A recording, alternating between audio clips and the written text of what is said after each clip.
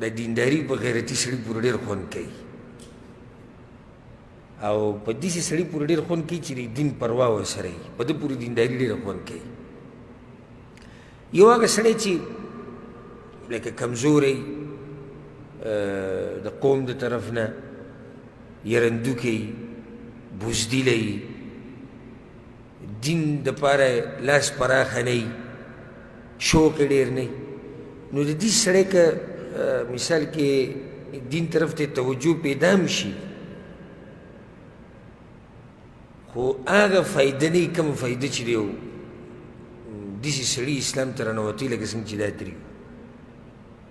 لکه پیغمبر صلی الله علیه وسلم به ولي وي چې یا الله یا عمرو بن هشام له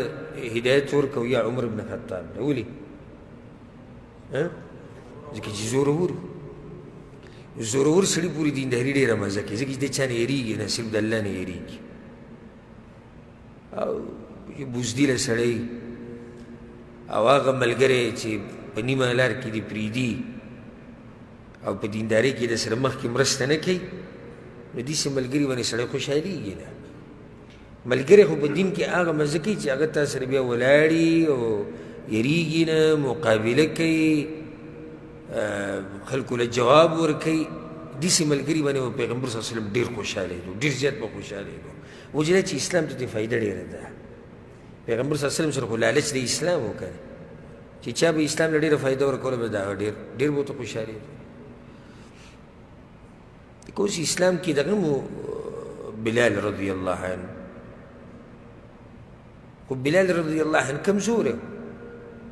او په اسلام کې حمزه رضی الله عنه نو دواړه یو شی دغه جدا مسله د فضیلت او